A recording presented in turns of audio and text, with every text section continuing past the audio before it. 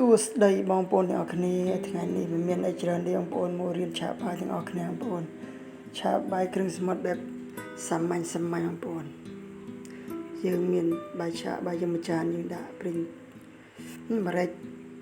ព្រីងខ្យងរ៉ូឌីបន្តិចមកទៅមួយទៅឆាបងប្អូនយើងដាក់ព្រីងឆាចូលគោះពោមួយយើងវាយគោះថ្មីពោយើងឆ្អិនសិនចាំយើងដាក់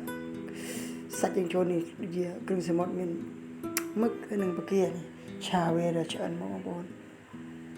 ឆាវាឆ្អិននេះដាក់បន្លែចូលបន្លែយើងមានច្រើននេះមិនតាការ៉ុតបីក្តោបហើយនឹងតែគួរប៉ុណ្ណឹងបងប្អូនបីមុខតែមួយយើងឆាកន្លះវាមកមួយវានឹងស្ពើមឆ្អិនបន្តិចតែមួយយើងដាក់បាយយើងចូលបងប្អូននេះបាយយើងដាក់គ្រឿងបងប្អូននេះ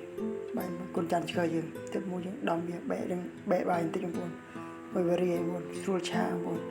ក្លះតិចជប់ឆាចុះឆាឡើង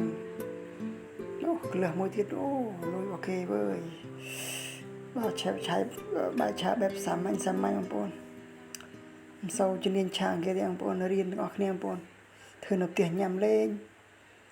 ឃើញតែបាយឆាយើងឆ្អិនហើយស្រួលល្អយើងដួសដាក់ចានមក